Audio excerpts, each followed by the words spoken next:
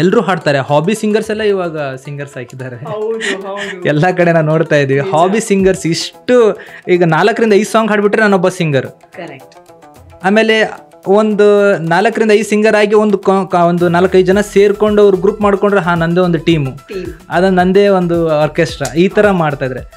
ನನಗೆ being a musician ನನಗೆ ಗೊತ್ತಿರೋದು ಇಷ್ಟೇ, ಸಿಂಗಿಂಗ್ ಏನಂದರೆ ರಿಯಲ್ ಆಗಿ ಸಿಂಗಿಂಗ್ ಏನಂತಂದರೆ ನಾವು ಸಿಂಗಿಂಗ್ ಏನು ಮಾಡ್ತೀವಿ ಹಾಡ್ತೀವಿ. ಕೆಲವೊಬ್ಬರು ಸಿಂಗಿಂಗ್ ಸ್ಟಡಿ ಮಾಡದೆ ಹಾಡ್ತಾರೆ, ಅದು ಗಾಡ್ ಗಿಫ್ಟೆಡ್ ವಾಯ್ಸ್ ಅಂತ ಹೇಳ್ತಾರೆ ಆ ಥರ. ಇನ್ನು ಕೆಲವೊಬ್ಬರು ಸ್ಟಡಿ ಮಾಡಿ ಹಾಡ್ತಾರೆ. ಆದರೆ ಅದ್ರ ಮಧ್ಯೆ ನಾವು ಏನು ಹಾಡ್ತೀವಿ ಜನಕ್ಕೆ ರೀಚ್ ಆಗೋದೇ ನಮ್ಮ ಅದೇ ರಿಯಲ್ ಸಿಂಗಿಂಗ್.